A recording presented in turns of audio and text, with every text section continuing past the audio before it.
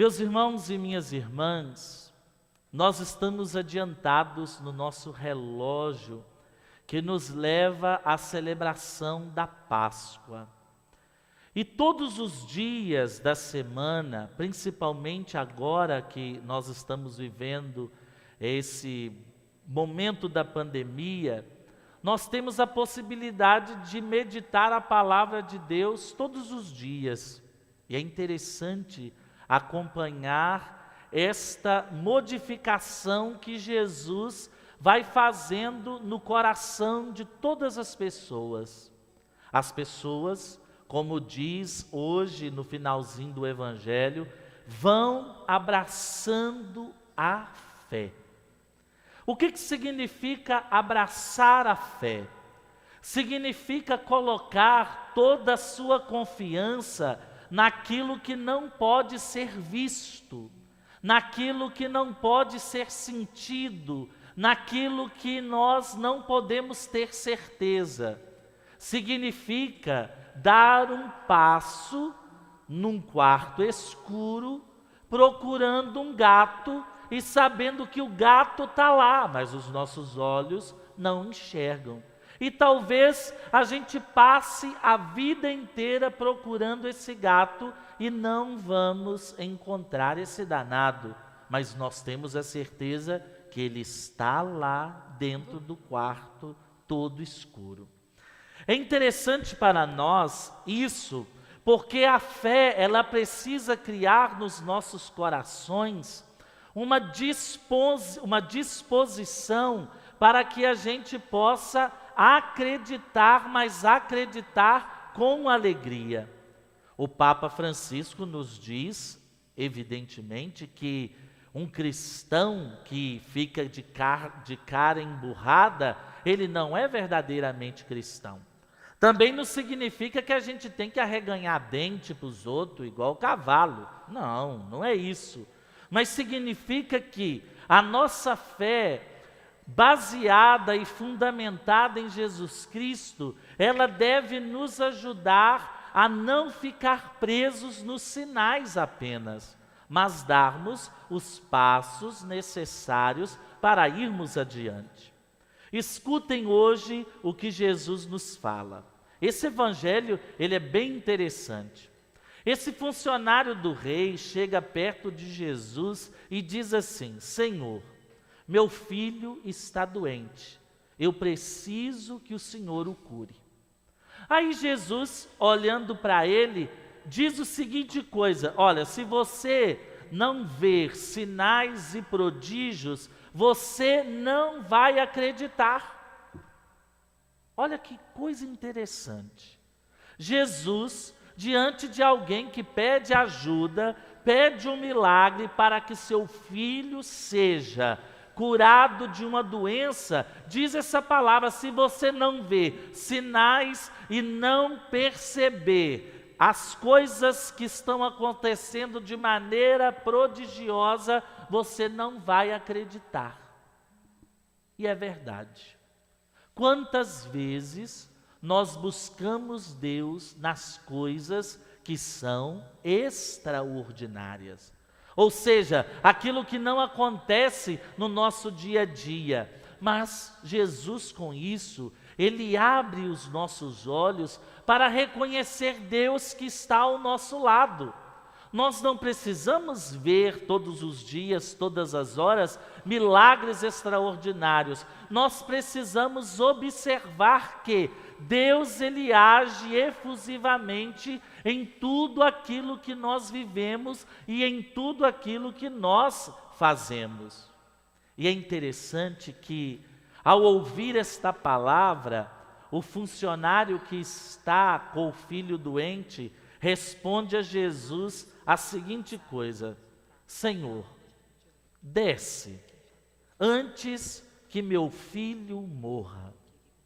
Ele não exigiu de Jesus nenhuma prova, ele não exigiu de Jesus nenhum tipo de percepção corpórea ou física do poder de Jesus. Ele acreditou em Jesus e disse: desce e vai lá curar meu filho.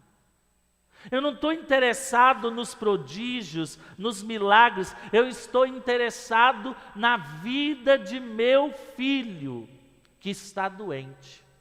Aquele homem, ele com certeza trocaria a sua vida pela vida de seu filho. E Jesus, quando escuta isso daquele funcionário do rei, ele fica com o coração todo alegre, todo satisfeito, porque o homem não exigiu nada, só pediu: Senhor, vá lá na minha casa e cure. Jesus poderia ter dito para ele: não vou, não quero, não posso. Mas Jesus, olhando o desespero daquele pai, apenas diz: podes ir, teu filho está vivo. Se fosse comigo, eu olhava para a cara de Jesus e falava assim: uai, esse trem é tão fácil assim, curar os outros? Se eu não tenho que descer lá em casa, se eu não tenho que ir lá impor a mão, fazer a mágica, o espetáculo da mandioca, igual todo mundo pensa por aí, será que não tem que meu filho pular, fazer um monte de coisa? Não, não. Só vai para casa que seu filho está vivo. Lembram quando o Naamã vem à presença do profeta e o profeta diz para ele, Naamã tinha lepra, e o profeta diz para ele: vai no Rio Jordão e se banha 7 vezes. E ele fica com raiva e os funcionários chegam perto dele e diz: Naamã, se ele tivesse te pedido uma coisa difícil, você não teria feito? Aí Naamã mergulha no rio 7 vezes e é limpo da sua lepra. Aqui é a mesma coisa.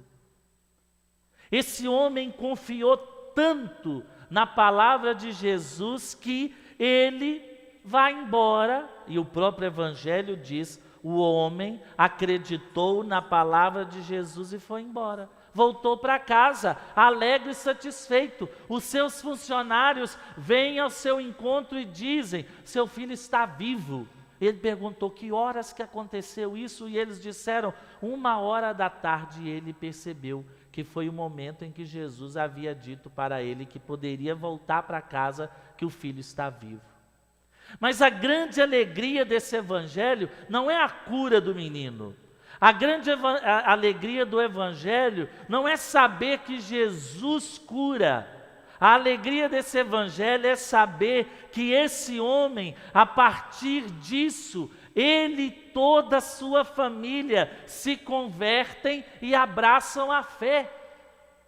Percebem que Deus, o que Ele quer de nós, é que nós abracemos esta fé com toda confiança, sem pedir Deus nenhum tipo de sinal, sem pedir Deus nenhum tipo de prova, apenas confiar nele. E é interessante que muitos de nós temos medo de fazer algumas perguntas, principalmente nesse tempo de pandemia. Mas hoje, é interessante, quem fez essa pergunta deve estar assistindo essa missa, mas não vou falar o nome dela não. Ela me perguntou assim: padre, por que Deus não faz nada? Nesse tempo a gente está vendo todo mundo morrer, tanta gente sofrendo. Onde é que Deus está nesta hora? É uma pergunta que todo mundo se faz. Ou pelo menos deveria se fazer para poder acreditar mais. Aonde está Deus? Será que Ele esqueceu de nós?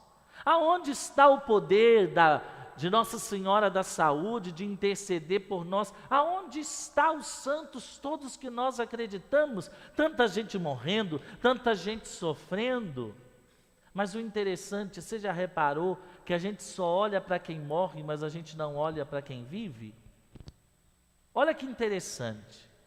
A nossa fé é uma fé muito ainda escura, uma fé que procura provas e sinais e prodígios. Basta você olhar. É claro que eu não sou indecente igual o nosso governante, não é? Que diz que 200 mil pessoas morrendo não significa nada. Mas se você perceber O tanto de pessoas que têm pegado o coronavírus e têm saído dos hospitais recuperando a sua saúde, o tanto que pegou, ficou em casa, são milhões e milhões de pessoas. É claro que quem morreu, cada pessoa que morreu foi uma tristeza para nós. E isso, evidentemente, por causa de um sistema de saúde que entra em colapso, por causa de muita gente que não usa máscara, não usa álcool gel e continua fazendo as mesmas coisas. Mas o poder de Deus está aí. Pessoas que pegaram o coronavírus estão vivos. Quantos padres, eu mesmo peguei coronavírus 2 vezes, eu sou vaso ruim de quebrar mesmo. Tantos padres pegaram coronavírus e morreram, outros tantos pegaram coronavírus e sobreviveram. Onde está Deus nisso tudo? Deus está doido. Está no hospital com a enfermeira, está com o médico, está dando força para aquele técnico de enfermagem que está ali dia e noite, às vezes até fazendo hora extra para cuidar das pessoas do CTI, está lá chorando a morte das pessoas que está faltando oxigênio e Deus está chorando junto com a gente. Eu fiz diversos sepultamentos de pessoas com Covid. Onde é que estava Deus naquela hora? Junto com a família chorando. Porque ele também perdeu um filho. E é interessante a gente ter essa fé. Sabe por quê? Nós vamos começando a acreditar de um jeito diferente. Nós vamos começando a acreditar naquilo que hoje o profeta Isaías nos diz. Eis que eu criarei novos céus e nova terra. Coisas passadas serão esquecidas, não voltarão mais à memória. Ao contrário, haverá alegria e exultação sem fim, em razão das coisas que eu criar. E haverá em Jerusalém, a cidade santa, um povo cheio de alegria. E eu também exultarei com esse povo, alegrando-me com ele, e nunca mais se ouvirá a voz do pranto e o grito de dor. Não haverá mais crianças condenadas a poucos dias de vida, nem anciãos que não completem seus dias. Será considerado jovem quem morrer, quem alcançar 100 anos. E quem não alcançar essa idade será considerado maldito. Construirão casas para nelas morar, plantarão vinhas para comer seus frutos. Uma imagem bonita da vida eterna, onde não mais vai haver grito de dor nem voz de pranto. Mas nós precisamos saber esperar, mas esperar com perseverança. O que significa isso? Esperar sem desespero. Irmãos e irmãs, o que vai acontecer conosco amanhã? Não sei. Amanhã pode ser que venha uma onda preta, ou uma onda branca, não sei que nome que eles vão dar a essa onda, não interessa, mas que feche tudo, a gente vai ter que ficar trancadinho dentro de casa, nem transmitir missa, talvez nós poderemos fazer. Paciência. Onde é que está Deus nessas horas? Deus não está dentro dos templos, Deus está em cada um de nós.